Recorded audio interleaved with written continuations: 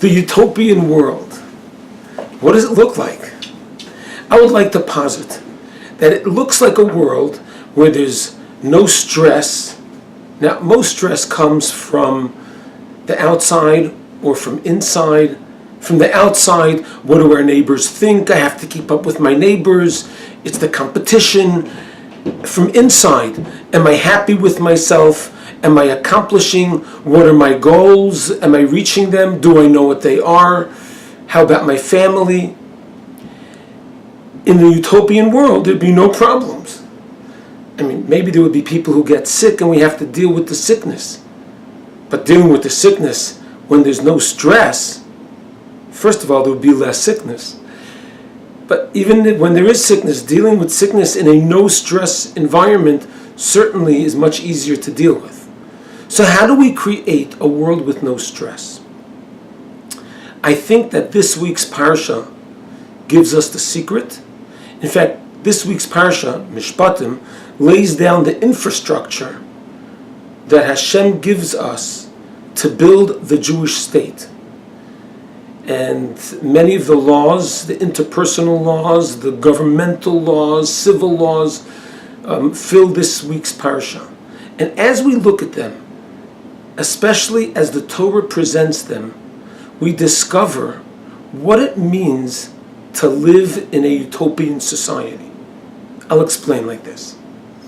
There's really two ways, there are two world views. How do we look at the world?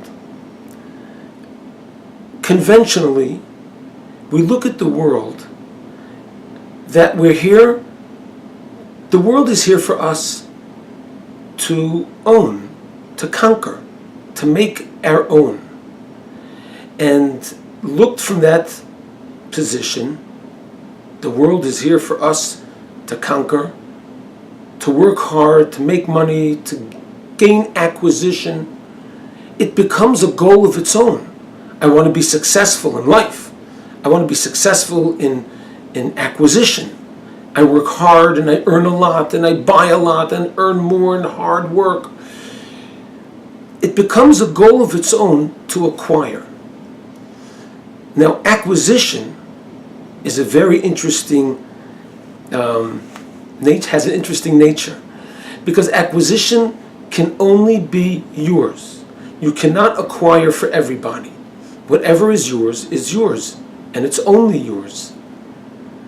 And therefore, there develops a natural sense of competition, because when we define success by acquisition, and I see something that someone else has that I don't have, that means that person is better than me because he has more. And the person who has the most, has the absolutely most, what more can he have? He also is missing. Maybe he wants to be the president of the United States. You can never have everything, and you're always missing. There's a stress. There's a competition. There's a competition not only in money, the competition in honor and respect and pleasures, in relationships. Let's try option 2, where the worldview is not to own, but the worldview is we are here in this world. Hashem gave us a world for us to use. The world's actually His, but He allows us to use it, to access it. And we're able to use it for whatever we want. Not to own, only to use. Now suddenly that creates a problem. Well, what's our goal? If we can't own anything, then what's the goal? To use it? To use it for what? When we confront this question, we will be forced to discover, or perhaps it'll force us to look and search and seek until we find a purpose for what to use the world.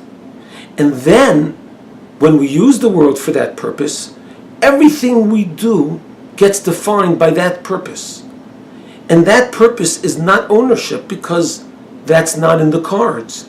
We don't own anything. We simply use it and make it accessible. Every person will suddenly have their own definition of what they want to succeed in, what they want to accomplish, what they define as meaningful. And two people, two neighbors in the same business, even if they have the same definition, but it's not competitive. Each one wants to accomplish a good relationship with their wife and children. And each one will, not at the cost of each other. When we find another person and we see them, we don't size them up. Well, do they own more than me, or do I own more than them? But we might size them up thinking, what can I learn from this person? The whole world is there to use. Friends are there to use, to provide what they can share. And I can share with my friend to help him achieve his goal. That's why in this week's Parsha, the Torah puts a special emphasis on our responsibility to be open to the ger. The ger traditionally is translated as a convert, but actually the word ger really means a newcomer. Consequently, a convert is a newcomer. But it's with anybody, whether it's an immigrant or even Rabbi Yitzi, who just moved here from Sharon, Massachusetts. We must always be open and welcoming to the stranger. And the Torah says, because you were strangers in Egypt. Hashem is reminding us that we are a nation of strangers. And in fact, right after the Torah tells us this, the Torah says, even in the land of Israel, you must keep the rules of Shemitah. The rules of Shemitah is that every 7 years, we are not allowed to work the land. Imagine, the whole land of Israel lays fallow. No one's producing. Israel, whose cornerstone of the economy is agriculture. Certainly in the days when there was no tourism or Silicon Valley, high-tech agriculture was everything. And the whole country closes down. What kind of narishkeit is that? The answer is Hashem is telling us that the land is mine. And every 7 years, remember, the land is mine, I will take care of you, and you're here just to use the land, to access it. In fact, we actually find in today's paradigm of businesses how people are using accessibility instead of or over ownership. Take a look at Uber. You have perhaps the biggest transportation company in the world, and they don't even own one vehicle. Because the trick and the growth and the future of life is not in ownership. It's in accessibility.